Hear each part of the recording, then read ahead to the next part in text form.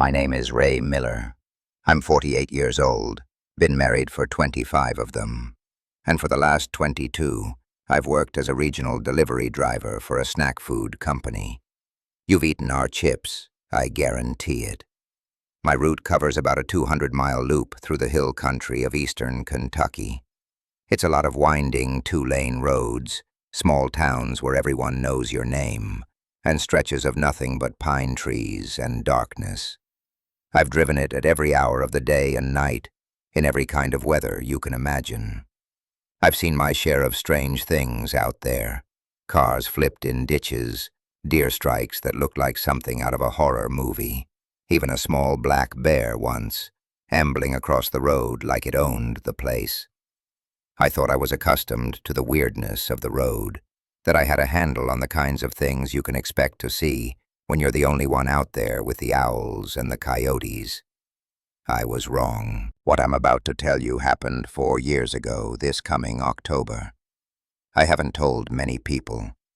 My wife knows a version of it. The doctor who stitched me up knows a little. The cop who took the report knows the story I gave him. But nobody knows the whole truth. It sounds insane. If you told me this story, I'd probably nod politely and then find a reason to walk away, thinking you were a few fries short of a happy meal. I get it. I was a skeptic my whole life. Bigfoot, ghosts, UFOs, that was all stuff for late-night radio shows and grainy internet videos. But you don't get to choose what you believe when something shows you, up close, that the world is bigger and stranger than you thought. I'm telling it now because it's been long enough that the shaking has mostly stopped, but not so long that I've forgotten the details. They're burned in there. And maybe, just maybe, someone else out there has seen something similar and thinks they're going crazy. You're not, or if you are, you've got company. Before I get into what happened, if you're new here, consider subscribing. I share stories like this regularly. And drop a comment letting me know where you're watching from. I always like to know who's listening. All right, let me tell you what happened behind that gas station. It was a Tuesday night, which meant it was the tail end of my long run. My last stop was a place called the Midway Mart, a little independent gas station and convenience store on a state highway, about 30 miles from the next real town. It was one of those places that time forgot, with the old-style pumps you have to pull the lever on, and a bell that dings when you drive over the hose. The owner, Sal, was an old Italian guy, pushing 80, who'd been running the place since the 70s. We had a routine. I'd get there between 10 and 10:30 at night. He'd have the back stockroom door unlocked for me, and I'd load in the new product and take the stales. I'd leave the invoice on his desk, lock up on my way out, and we'd settle up on Friday. We'd been doing it this way for 15 years. It was as predictable as the sunrise. That night was clear and cold for October, the kind of crisp autumn air that feels good in your lungs. The moon was just a sliver, a little thumbnail clipping in a black sky, littered with stars. You see more stars out there, away from the city lights. It's beautiful, but it also makes the darkness seem deeper, more complete. I pulled my box truck around the side of the building, the gravel crunching under the tires in that familiar way. The building was dark except for the buzzing neon "Open" sign out front, which Sal always left on. The back of the lot was just gravel that ended abruptly at a thick line of pine and oak trees. Beyond that was nothing but hills and a creek. I killed the engine, and the sudden silence was huge. The only sounds were the hum of the big drink coolers inside the store and the ticking of my truck's engine as it cooled. I grabbed my clipboard and hopped down from the cab. The air smelled of diesel fumes, damp earth, and pine. Everything was exactly as it should have been. I walked to the back door. A heavy steel thing painted an ugly shade of institutional green, and I pulled on the handle. It didn't budge.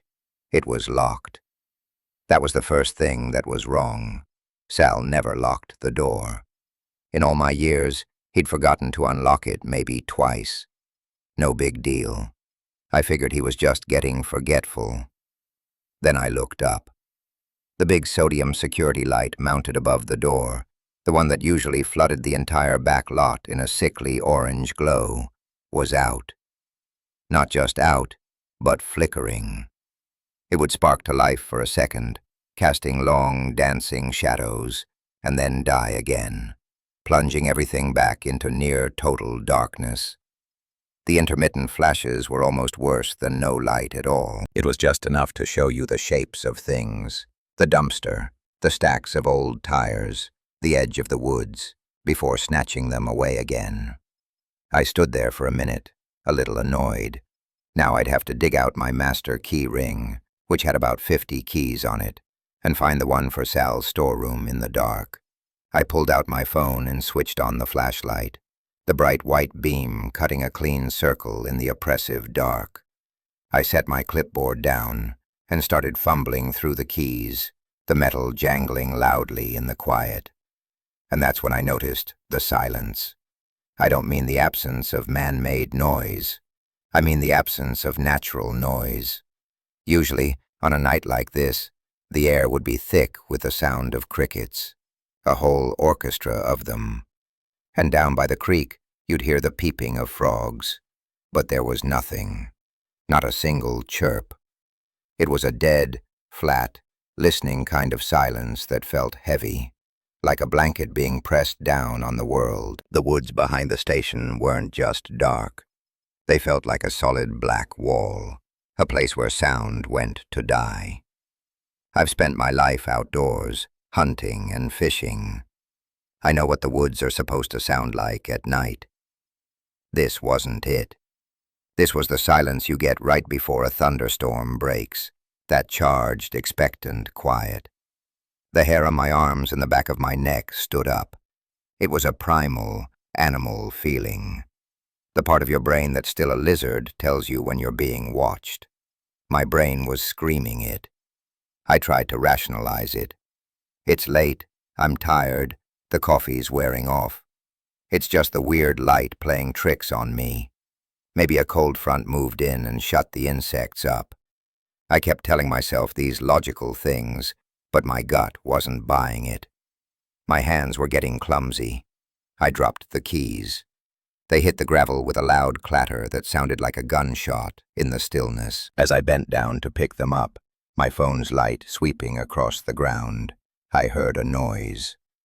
It came from the direction of the big metal dumpster, about 40 yards away, right up against the tree line.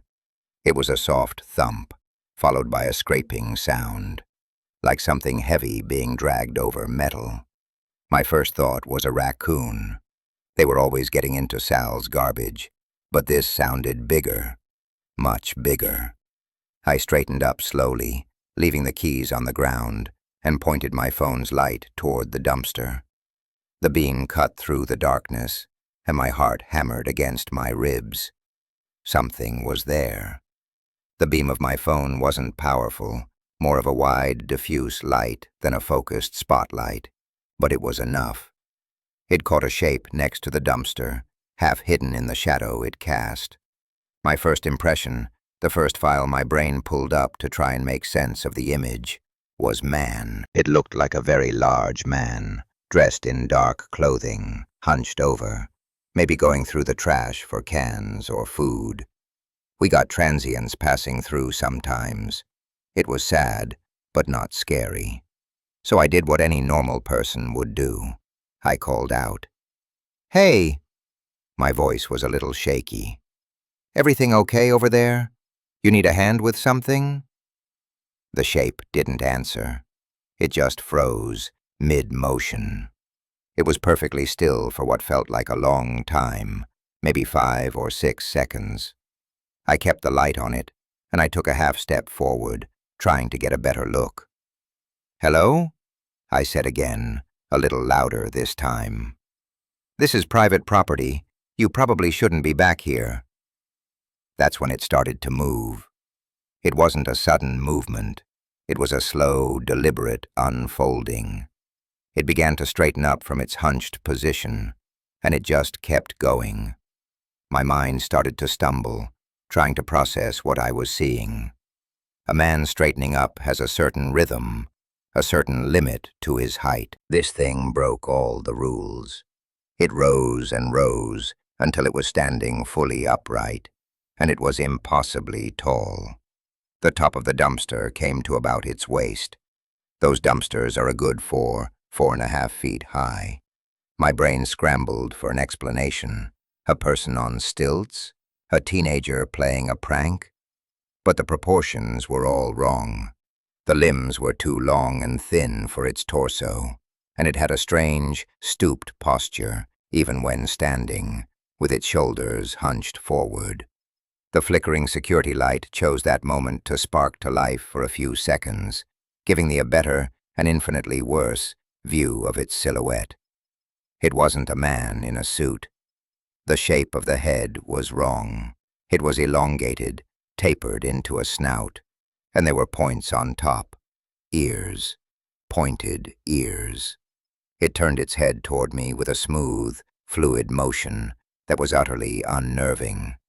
The movement wasn't human. It was animal. Predatory. My phone beam caught its face, and 2 points of light ignited in the darkness. Eye shine. But it wasn't the pale green or white you see from a cat or a deer. It was a deep, burning amber, like 2 hot coals staring at me from across the lot. In that moment, every rational explanation evaporated. Every self-assuring thought I had vanished, replaced by a cold, pure animal terror that locked my joints and turned the blood in my veins to ice. I was looking at something that shouldn't exist, and it was looking right back at me. I was completely paralyzed. My feet felt like they were nailed to the gravel.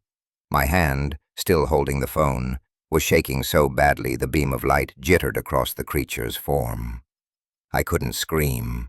I couldn't run. All I could do was stare, my mind desperately trying to categorize the impossible thing that was now taking a deliberate step out from behind the dumpster, moving from the deep shadow into the unreliable, strobing glare of that dying security light. And my brain just broke. It stopped trying to find a file for man on stilts or bear, and just stopped. It was standing on 2 legs, yes, but they weren't human legs. They were bent, the joints articulating backward like a dog's or a goat's. The legs were long and corded with muscle, covered in a thick, coarse-looking mat of dark fur. It looked black in the poor light, but it could have been a dark brown or gray. It was patchy in places, like it had mange. The thing was lean, almost emaciated in its torso, but the limbs were powerfully built. You could see the swell of muscle in its shoulders and thighs, a wiry strength that spoke of pure predatory efficiency. It had to be 7.5, maybe 8 feet tall, but its stooped posture made it hard to be certain. Its arms were too long for its body, ending in things that were almost hands. They had palms and what looked like thumbs, but the fingers were elongated and tipped with thick black claws that curved like sickles.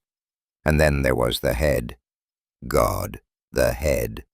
It was the head of a canine, a wolf, maybe, or a massive German shepherd, but grafted onto that horribly man-like body.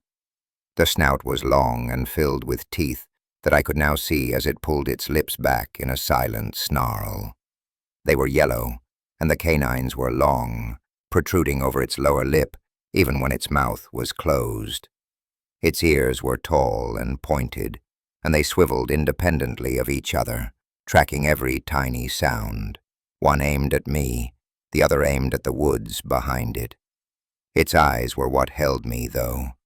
They weren't animal eyes. An animal's eyes are vacant, instinctual. These were intelligent. They were aware. There was a thinking, reasoning mind behind them, and it was looking at me with a cold, calculating appraisal. Then the smell hit me. The breeze shifted just right, and a wave of stench washed over me that was so foul it made me gag. It was a thick, coppery smell of old blood and raw meat, mixed with the rank, musky odor of wet, unwashed fur. It was the smell of a slaughterhouse dumpster left out in the summer sun. It was the smell of death. It took another step toward me, slow and deliberate. It wasn't rushing. It knew I was terrified. It knew I was helpless. The movement was unnervingly fluid, a loping gait that was a hideous parody of a human walk. With each step, a low growl rumbled in its chest. It wasn't a loud sound, but it vibrated through the ground, through the soles of my boots, and up into my bones. It was a sound of absolute dominance, a declaration that this was its territory, and I was nothing but meat that had wandered into the wrong place. That slow, deliberate advance is what finally broke the paralysis. It was one thing to see it, another to realize it was coming for me. My body took over. There was no conscious thought, no decision-making process. It was just a switch flipping from freeze to flight. I dropped my phone. The beam of light went skittering across the gravel, pointing off into the darkness. I didn't care. I didn't care about the keys, the delivery, my job. The only thing in the entire universe that mattered was the 20 feet between me and the cab of my truck. I spun around and ran. My work boots, heavy and clumsy, slipped on the loose gravel, and for a horrifying second, I thought I was going down. I pinwheeled my arms, managed to stay upright, and just pumped my legs, fueled by a surge of adrenaline so pure it felt like electricity. Behind me, the sound changed. The slow, loping steps were gone, replaced by a heavy, terrifyingly fast thump, thump, thump of something powerful closing the distance. It wasn't the sound of a human running. It was the gait of a creature built for pursuit. I could hear its breathing, a hot, wet, rasping sound, like a bellows pumping foul air. It was so close. I risked a glance over my shoulder and immediately wished I hadn't. It was covering the ground in huge, powerful strides, its long arms swinging, its head low. It was gaining on me effortlessly. The distance I had covered in 6 frantic steps, it covered in 2. I reached the driver's side door and my hand, slick with cold sweat, fumbled for the handle. It felt small and foreign in my grip. My fingers slipped off the first time. I grabbed for it again, my heart trying to beat its way out of my chest. I finally got a purchase and yanked the heavy door open, throwing myself inside, not onto the seat, but onto the floor, scrambling to get my body clear of the opening. I grabbed the inside handle and pulled with all my weight. The door swung shut, and the latch clicked into place with the most beautiful sound I have ever heard in my life. It clicked a fraction of a second before a tremendous impact slammed into the side of the truck, rocking the entire 2-ton vehicle on its suspension. The whole cab shuddered, and my head banged against the steering column. A sound like a rake being dragged down a steel drum erupted from right beside my ear. The sound of those claws tearing through the truck's aluminum and paint. I could see the metal groaning and peeling away in the side view mirror. I scrambled onto the seat, my mind a blizzard of white noise panic. Keys. I needed the keys. My main set was still on the ground out there. My brain was empty. I couldn't think. Then, through the fog of terror, a single clear thought emerged. The spare. I always keep a spare key tucked into the clip on the sun visor. My hands flew up to the visor, but they were trembling so violently I couldn't get a grip on it. It was like watching someone else's hands, clumsy and useless. All the while, the scratching and sniffing sounds continued just outside my window. The creature was circling the truck. I could hear the crunch of its heavy footfalls on the gravel, slow and methodical now. It was testing the perimeter. I stayed low in the seat, trying to make myself as small as possible, my breath coming in ragged, silent gasps. Then, a massive dark shape blotted out the stars in the windshield. Its head and shoulders rose up over the hood of the truck. It placed one of its clawed hands on the hood, and I heard the metal creak and pop under the pressure, leaving a dent I can still see to this day. It leaned forward, peering through the glass, its amber eyes scanning the cab, searching for me. They seemed to glow with their own internal light. I was certain it could see me. I was certain it was looking right at me, curled up in a ball of terror. I didn't dare breathe. After a moment that stretched into an eternity, it moved off to the passenger side. I heard a soft click, then a rattle. My blood turned to ice. It was trying the door handle. It jiggled it once, twice, a third time. It wasn't the frantic scrabbling of an animal. It was a deliberate, methodical test, the way a person would check a locked door. That single act was somehow more terrifying than the claws or the teeth. The raw, animalistic fury was one thing. This cold, problem-solving intelligence was something else entirely. This wasn't just a beast. It was a monster. The realization finally broke through my panic. My fingers found their purchase on the sun visor, and I flipped it down. The spare key, held by a small metal clip, fell into my lap. I snatched it up, my fumbling hands struggling to orient it correctly. The key felt slippery, alien. I jammed it into the ignition. I turned it. The engine groaned, the starter struggling for a second, and in that second my heart stopped. Then it caught. The diesel engine roared to life with a sound that was sweeter than any symphony. The headlights automatically flashed on, bathing the passenger side of the truck in brilliant white light. The creature was right there, its face just inches from the passenger window. It recoiled as if struck, throwing a long arm up to shield its eyes from the sudden glare. It let out a snarling, guttural sound, a mix of rage and surprise. It was a shockingly human gesture, that movement of shielding its eyes. I didn't give it another second to think. I slammed the gear shift into drive, my foot stomping the accelerator to the floor. The rear wheels spun wildly on the loose gravel, kicking up a rooster tail of rocks and dust, before they finally bit into the earth. The truck fish-tailed, then shot forward. I didn't check for traffic on the highway. I didn't care. I wrenched the wheel to the left and peeled out of the parking lot, the tires screaming in protest. As I straightened out on the empty two-lane road, I couldn't stop myself from looking in the rearview mirror.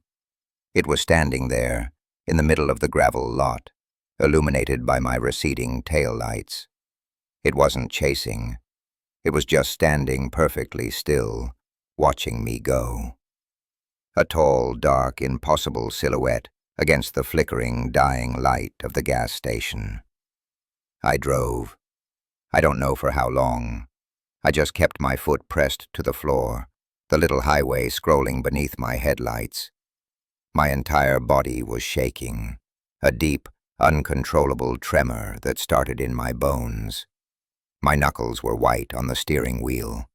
I was hyperventilating, sucking in huge, ragged gulps of air that didn't seem to have any oxygen in them. After what must have been 10 or 15 miles, I saw the bright lights of a 24-hour truck stop up ahead. It looked like an island of safety in the overwhelming darkness. I pulled in, driving past the fuel pumps to a brightly lit parking spot right next to the entrance of the diner. I killed the engine and just sat there, the shaking getting worse now that the immediate danger was past. I leaned my forehead against the steering wheel and finally let out the scream that had been trapped in my throat the whole time. It wasn't loud, just a thin, reedy sound of pure terror.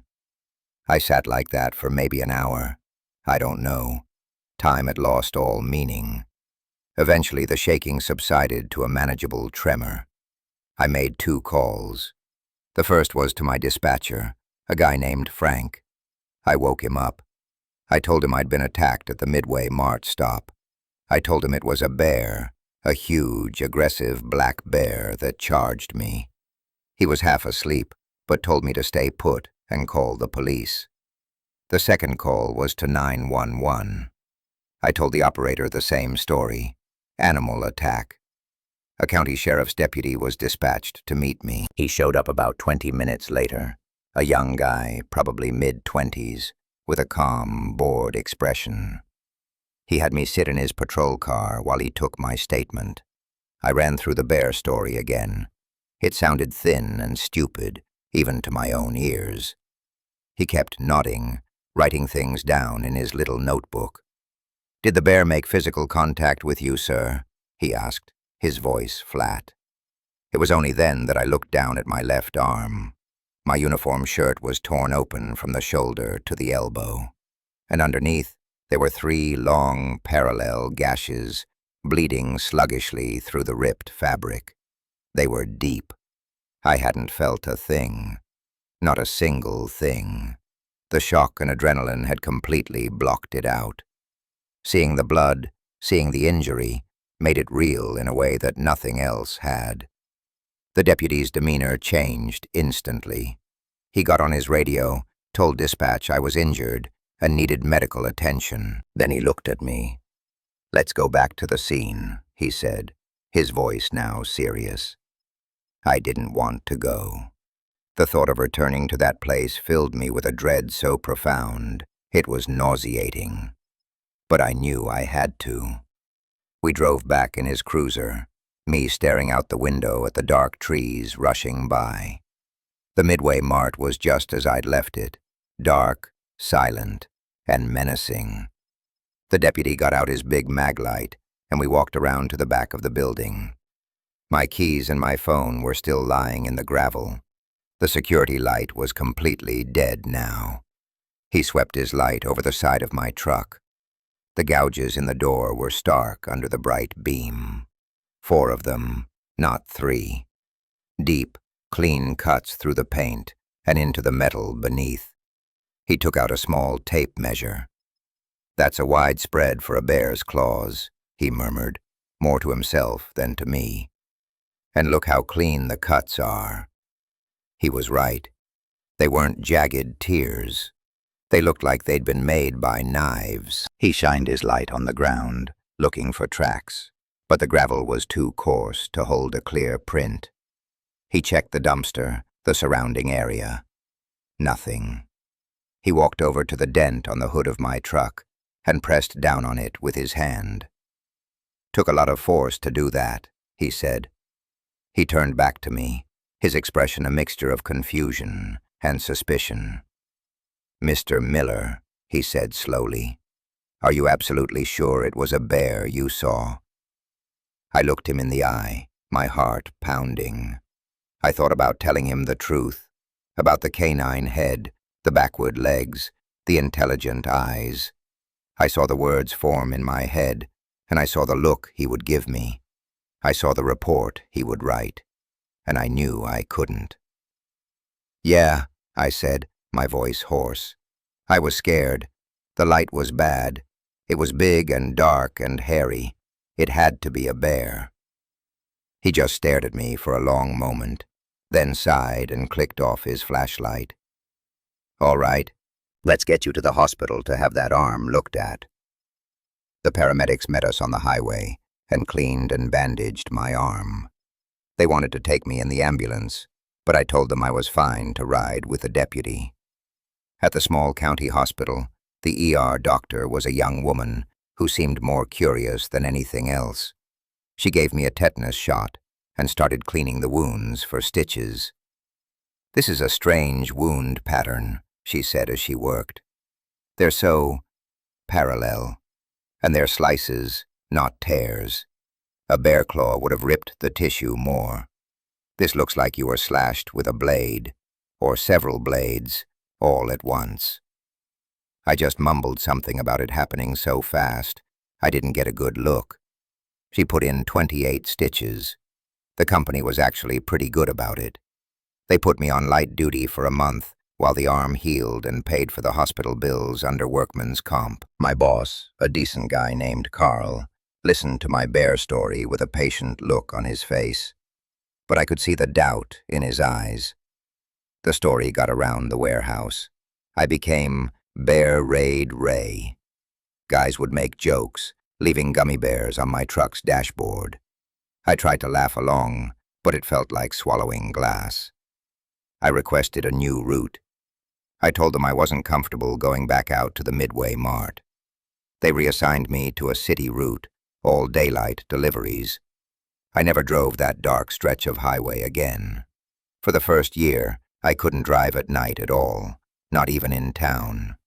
Every shadow thrown by a streetlight looked like a tall, stooped figure about to step out into the road.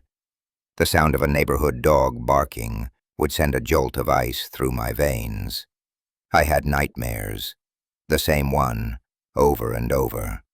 I'm back in the lot, fumbling with the keys, and the amber eyes are watching me from the tree line. Sometimes I get away. Sometimes I don't. My wife Sarah tried to get me to talk to someone, a therapist.